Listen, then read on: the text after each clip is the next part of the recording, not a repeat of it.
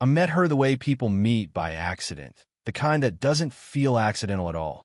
One late afternoon, the studio lights were half dimmed, and the air smelled faintly of cedar and coffee.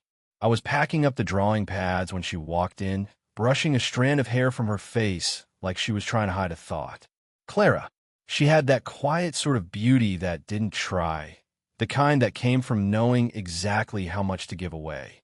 Her voice wasn't loud, but it filled the space like a song you couldn't forget. "You're still here," she said, glancing at the clock. I pretended to check my phone. "Just finishing up." She nodded, moving closer to the table. I could feel her perfume before I saw her face again, something like bergamot and rain. When she reached for one of the sketches, our fingers brushed, light as static. Neither of us moved for a second too long. The air went still. "You draw differently than most," she said finally, eyes on the page. "You don't chase the lines, you wait for them." I didn't know what to do with that kind of observation. It sounded like something she wasn't talking about drawings at all. "You notice a lot," I said. Her smile was small but real, like she'd been caught doing something she wasn't supposed to. Occupational hazard. We worked in silence after that, or tried to. Every time she leaned across the table, the sleeve of her blouse grazed my arm. My thoughts blurred. I told myself it was just proximity, just the hum of focus, just work. It wasn't. When she reached for a cup of water, her hand trembled slightly. Not enough to call attention, but I saw it. She noticed me noticing. The pause stretched. "Long day," she murmured, looking away. "Yeah." My voice came out rougher than I meant. Something about her tiredness made her seem younger, almost uncertain. I wanted to say something, anything, but the words caught somewhere between my throat and caution. Instead, I picked up the sketch she'd been studying and handed it to her. Our hands met again, deliberate this time. The paper crinkled softly between us. She didn't pull back. Her gaze lifted, slow and deliberate, and for a moment the whole studio narrowed to the space between our eyes. I could hear her breathing. My pulse sounded like it belonged to someone else. "Eli," she said my name like it was a test. "Yeah." She hesitated, searching my face. "Nothing. Forget it." But her voice had changed, softer now, lower. I tried to smile, but it didn't land. "You can't start like that and not finish." "I can," she said. "You're still new enough not to know when to stop asking." It wasn't cruel. It was something else, almost tender, like she was warning me about a door I hadn't noticed I was already walking through. The next morning, Clara didn't mention what had happened the night before. Not the touch, not her mother, not the silence that hummed between us. She just walked into the studio, coffee in hand, hair slightly undone like she hadn't slept much. "Morning," I said. She gave me a half smile. "You're early." I wanted to tell her I'd been waiting outside for 20 minutes, pretending to check my phone. Instead, I shrugged. Couldn't sleep. Something flickered across her face, recognition maybe, before she turned toward her desk. The quiet between us wasn't uncomfortable, but it wasn't empty either. It had weight now. She spoke without looking up. "My mother can be curious. Ignore her if she ever stops by again." I nodded, pretending to be focused on the sketchbook. She didn't seem unfriendly. "She isn't." A pause. "Just protective." Protective of what? She didn't say. Later that day, while I was adjusting a lighting panel, I caught her watching me. She didn't look away fast enough. I climbed down from the ladder, my palms dusty, and she stepped closer, brushing a speck of plaster off my sleeve. The touch was nothing, quick, practical, but left my skin burning. "You should wear gloves," she murmured. "You sound like someone's." I stopped before saying mother. Her eyes lifted to mine. "Someone's what?" "Someone who worries too much." That made her laugh softly, the kind that came from somewhere deep and used. "You don't know me well enough to say that." "Maybe not," I said, "but I'd like to." She stilled, smile fading. "You shouldn't." It sounded final, but her hand was still resting on my sleeve. She pulled it back slowly. "You're what, 25? 26. Still young enough to believe you can fix people," she said, "or understand them. And you're old enough to stop letting anyone try." That silenced her. The air between us shifted, heavier now, close enough to taste. She took a step back and went to open the window. The cold air swept in, stirring the curtains. I watched her shoulders rise and fall. For the first time, she looked uncertain, not about me, but about herself. My husband, she said quietly, still facing the glass, used to hate open windows, so they made the house feel unfinished. I didn't know what to say. She turned then, her eyes sharp but wet. He liked things to stay in their place. And you? I asked. She hesitated. I like air that moves.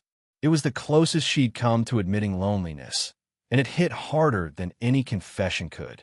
I moved toward her, slow enough to give her time to stop me. She didn't. We stood by the window, the wind brushing her hair against my cheek. She didn't step away. Not yet. Her hand lifted, almost as if to fix the strand, but it hovered there, trembling slightly. The week passed like a hell breath. We didn't talk about what almost happened by the window. Instead, we found new ways not to look directly at each other. Small deflections, brief nods, words that ended too early. By Thursday, the silence had turned into its own language. That afternoon, I stayed late again. The studio was nearly empty except for the hum of the heater and the sound of rain outside. Clara was across the room, sorting through design drafts. Her hair was pinned up, a few loose strands curling near her neck. Every time she bent forward, I caught myself staring, then pretending not to. She noticed. "You're quiet tonight," she said. "Try not to say the wrong thing." Her eyes softened a little. "That's a dangerous habit." I thought it was polite. "Politeness hides things," she murmured. "Sometimes that's worse." Before I could answer, her phone buzzed on the desk. The name on the screen flashed. Her mom. She silenced it quickly, too quickly, and turned it face down. "Everything okay?" I asked. "She thinks I need company," Clara said, half smiling. "She's not wrong. Just not the kind she imagines." The words hung there, fragile and heavy. She came closer to hand me a folder, but her fingers brushed mine, not by accident this time. Her nails grazed the inside of my wrist. My breath caught. "Sorry," she whispered. "For what?" "For not knowing where the line is." My voice barely made it out. "Maybe it's not a line." Her eyes met mine, steady, searching, then flicked toward the door when the sound of footsteps echoed from the hall. "Someone's here," she said quickly. I turned just as the door opened, and a woman's voice called. "Clara, you still working?" Clara's friend, Mara, another designer from upstairs. Clara stepped back fast, almost too fast, brushing her hair down, her tone shifting into something lighter. "Just finishing up," she said. Eli was helping with the layouts. Mara smiled at me, oblivious. "He's dedicated." I nodded, forcing a smile. My pulse hadn't caught up yet. When Mara left, Clara didn't move for a long time. The door clicked shut. "You should go," she said softly. I didn't. She turned to face me, arms folded, like she was holding herself together. "People talk, Eli. They always do. I don't care. You should. I can't." Her expression faltered, a flash of guilt, maybe fear. She looked toward the rain streaking the window, the light glint. I nodded, pretending to understand. "Okay, good," she said quietly. Then she reached over and turned off one of the desk lamps, leaving us in the muted glow of the last one. The light drew a thin gold line along her collarbone. I looked away too late. Neither of us spoke. The room held its breath. Then, suddenly, the front door creaked open. A woman's voice echoed from the hall. "Clara? You left your phone upstairs again." Clara's posture stiffened. She didn't turn. Just a whisper, meant only for me. "That's my mother."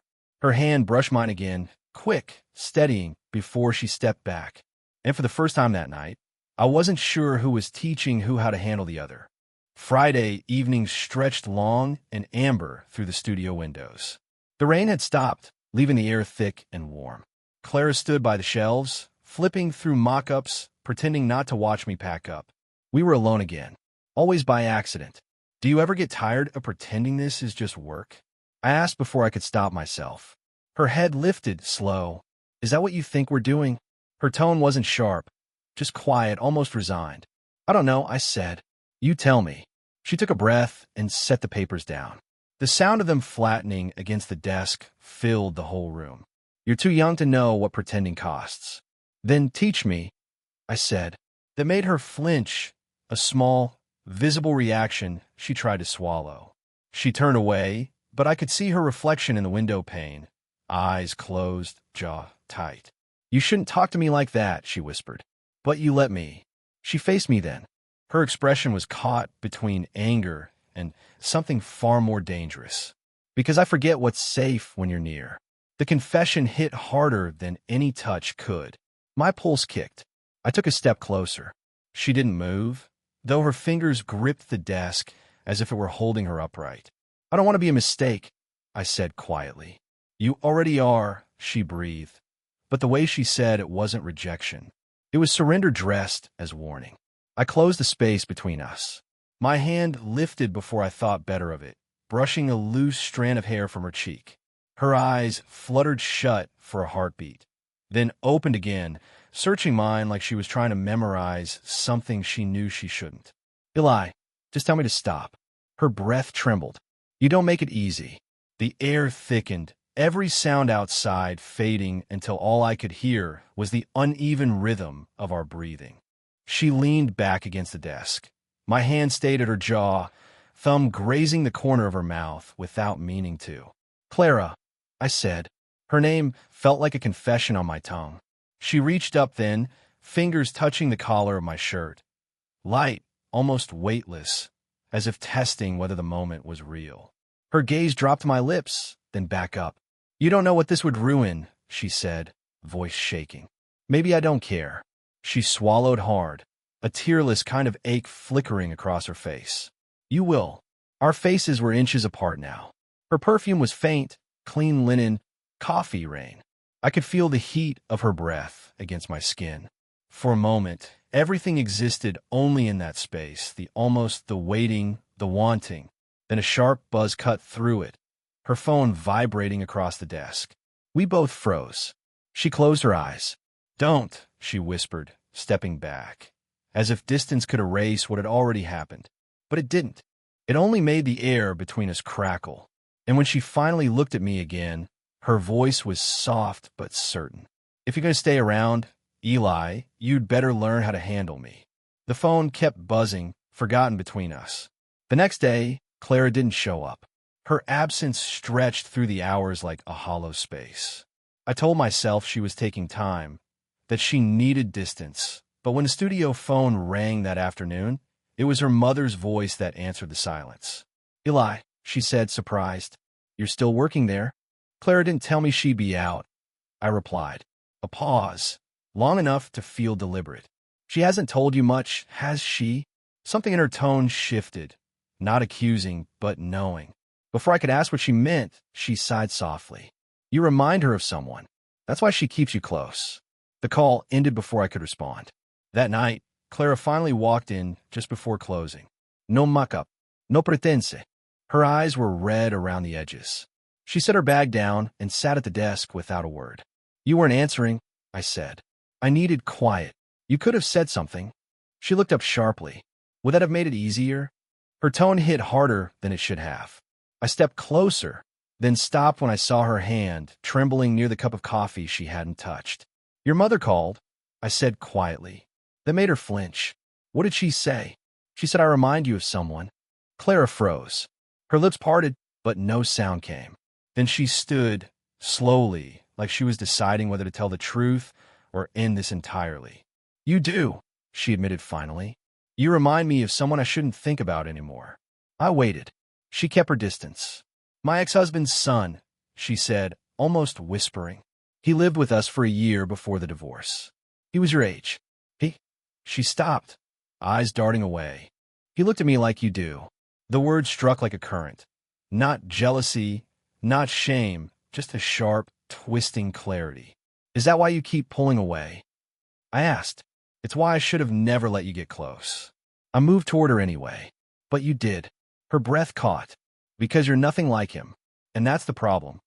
Her eyes glistened, but she didn't step back. I reached out, my fingers brushing her wrist, feeling her pulse jump under my touch. She didn't pull away. Not yet. "You think this is wrong," I said. "I know it is." "Then why are you still here?" She shook her head, almost laughing through the ache. "Because I don't remember how to stop wanting things that hurt me." The air between us thickened again, familiar, dangerous. I could feel the warmth of her body, the trembling restraint in her shoulders. She looked at me like she wanted to both push me away and pull me closer. When I stepped nearer, she didn't move. Our foreheads almost touched, breath mingling, the same distance between surrender and ruin. Then the door creaked open. Her mother's voice. "Clara, you left your phone again." Clara's hand slipped from mine as she turned. The color drained from her face. And just like that, everything that had been secret was suddenly one breath away from being seen. The air after her mother's visit felt dense, like even the walls were holding their breath. The door had barely closed before Clara pressed her palms to the desk and stayed there, motionless. I stood a few feet away, waiting for her to say something, anything, but all I heard was the sound of her unsteady breathing. Finally, she spoke. She heard us. She knows. Her voice was thin, almost breaking. I took a step closer. Then tell her it was nothing. "Can you do that?" she asked, lifting her head. "Call this nothing?" The question cut through everything else. The denial, the fear, the excuses we'd rehearsed in silence. "No," I said. "I can't." She turned then, slowly, as if afraid of what she'd see on my face. When our eyes met, something inside her gave way. She looked exhausted, not just from guilt, but from holding it in for too long. "I keep thinking I can control this," she said.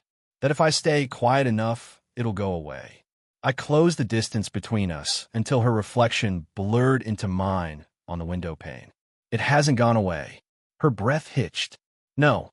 The space between us shrank to nothing. My hand found hers where it rested on the desk. She didn't pull back. Her skin was cool, the pulse under it racing. Fly. Her name came out like a warning, but her body leaned toward me all the same. My other hand brushed a strand of hair from her temple. She shivered, not from cold. "You think this ends well?" she whispered. "I just want it to mean something." Her laugh was small, fragile. "It already does." Her fingers tightened around mine. For a moment, we just stood there, too close, too aware. Every breath, every heartbeat felt shared. She tilted her head slightly, eyes falling to my lips, then flicking back up as if catching herself. "I can't do this," she said, but her voice betrayed her. "Then tell me to leave." She didn't. Instead, she took one small step forward until her forehead rested against my chest. I could feel her shaking. My arms moved around her instinctively, not claiming, just holding, steadying. "This isn't about age," she murmured, "or loneliness. It's about feeling seen, and that terrifies me." Her words settled between us. Lee, it had been a month since the night everything nearly came undone. The studio felt different now. Calmer, lived in, touched by something unspoken but lasting. The tension that once hovered like static had softened into something quieter, steadier. Clara was already there when I arrived, sitting by the window with a mug of tea cupped in both hands. The morning light caught in her hair, and for a moment, I just stood there watching her breathe. She turned, sensing me. "You're early again. I didn't sleep much." A smile ghosted across her lips. "You never do." I dropped my bag by the door and crossed the room. She made space beside her on the old couch, and I sat. Our shoulders brushed, light familiar. Not the wild electricity of before, but something warmer, like the moment after a storm when you realize it's safe to open the windows again. "Your mom called yesterday," I said. "Oh." She took a slow sip of tea. "What did she say this time?" "She asked if I was still around, and I told her I was learning how to handle you." That made her laugh, soft, real. The sound filled the room, the kind that makes you feel you're exactly where you should be. "I don't know if anyone ever really learns that," she said. "I'll tack."